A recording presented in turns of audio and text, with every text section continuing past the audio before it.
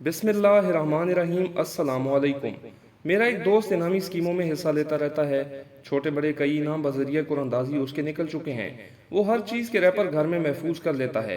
साबुन, चाय के डिब्बे और बिस्किट वगैरह के रैपर। इस तरह बेशुमार अशिया के रैपर उसके घर में ज़ख़ीरे की सूरत में मौजूद रहते हैं।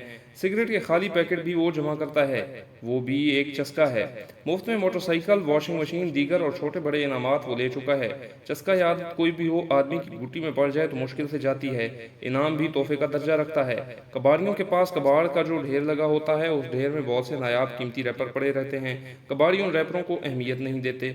एक तो ये वजह होती है कि वो पढ़े लिखे बहुत कम होते हैं, फिर डाक के लिफाफे भी स्कीम में हिस्सा लेने के लिए ख़रीदने पड़ते हैं। इनाम ना निकले तो तमाम भेजे गए लिफाफे ज़ाय हो जाते हैं। तीसरी अहम और बड़ी वजह यह होती है कि कबाड़ी वैसे भी अमीर होते हैं। उनका लाखों का कारोबार होता है। थाल में या थैले में नोटों के बंडल रख के वो औने पौने कबाड़ खरीदते हैं, और जब कबाड़ का ट्रक भर के भेजते हैं तो लाखों रुपए हासिल होते हैं। ऐसी सूरत में उन्हें क्या ज़रूरत है कि वो स्कीमों में हिस्सा लें। उन्हें वैसे भी सर हो जाने की फुर्सत नहीं होती। लाखों का कारोबार और टैक्स से मुस्तस्ना काट कबाड़ के ढेर को देख के गवर्नमेंट ऑफिसर उनकी तरफ मुतवज्जे नहीं होते। हालांकि कारोबारी नुक्ते नज़र और करोड़ों की आमदनी को मद्देनजर रखा जाए तो कबाड़ियों पर टैक्स लागू होता है।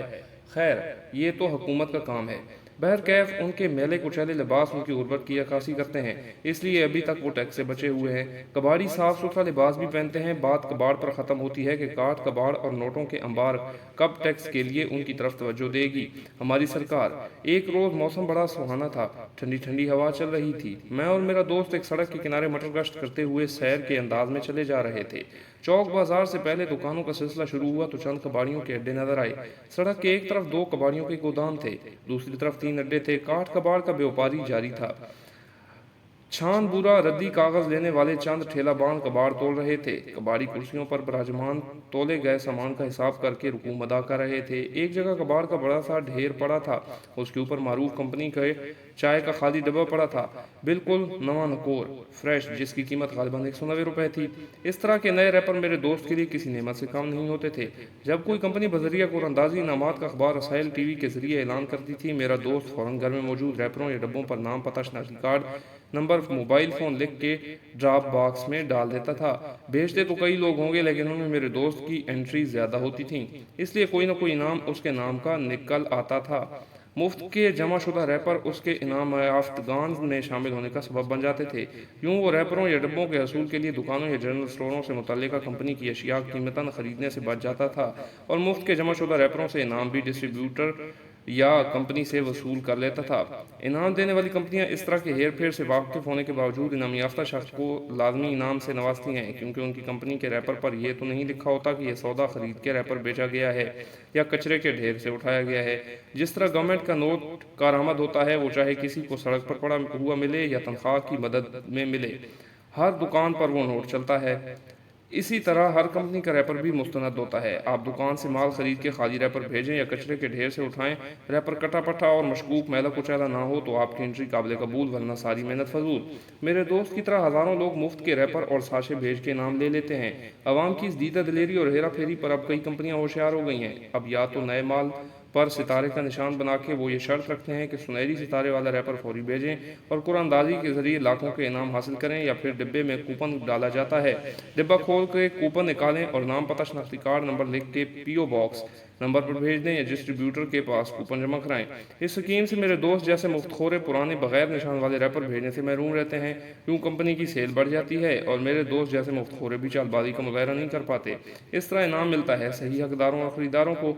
चाहे कंपनी का खाली डब्बा देखकर मेरे दोस्त की रैपर जमा करने वाली रागब फड़की, वो कचरे के ढेर की तरफ बढ़ा और उसके ऊपर से खाली डब्बा उठा लिया। कबाड़ी की निगाह उधर हुई तो उसने आवाज़ दी, अंकल ये डब्बा रख दें।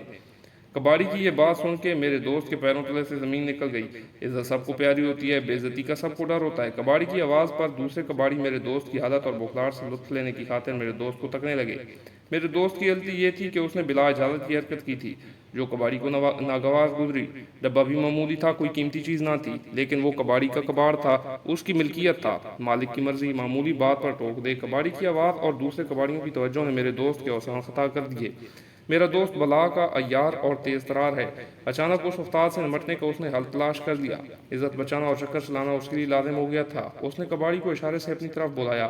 کباڑی کرسی سے اٹھ کے اس کے پاس آ گیا۔ میں بھی دوست کے قریب جا کھڑا ہوا۔ دیکھو تو اس معاملے کو وہ کیسے حل کرتا ہے۔ میرے دوست نے چائے کا خالی ڈبہ کباڑی کو دکھاتے ہوئے لفظ کمپنی کے نام پر انگلی رکھی اور اسے کہا، یہ کیا لکھا ہوا ہے؟ کباڑی پڑھا لکھا تھا، پینسل کاپی اس کے پاس تھی۔ اس نے میرے دوست سے کہا، جناب یہ سپریم لکھا ہوا ہے۔ میرے دوست نے دوسرا سوال کیا، اگر سپریم کا سپ ہٹا دیا جائے تو کیا بچے گا؟ کباڑی بولا، سپ ہٹانے کے بعد ریم بچے گا۔ میرے دوست نے کہا، ریم کے رے کے اوپر کاف لگا دیا جائے تو لفظ کیا بنے گا؟ کباڑی بولا، کاف لگانے سے لفظ کریم بنے گا۔ میرے دوست نے پوچھا، کریم اور رحیم یہ دونوں نام کس کے ہیں؟ کباڑی بولا، رحیم میرے چچا کا نام تھا اور کریم صاحب میرے والد کا نام تھا۔ میرا دوست بولا، غلط، بالکل غلط کہہ رہے ہو۔ انسانوں کے نام رحیم کریم نہیں ہوتے۔ اس فانی دنیا میں جتنے لوگوں کے نام رحیم کریم ہیں ان کے ساتھ عبد لگتا ہے، یعنی عبد الکریم، عبد الرحیم یعنی رحیم کریم اللہ کے نام ہے۔ یہ اس کے دو صفاتی نام ہیں۔ رحمان بھی صفاتی نام ہے۔ جب والدین کسی بچے کا نام رحیم، کریم، رحمان رکھتے ہیں تو عبد ال کا اضافہ کر دیتے ہیں۔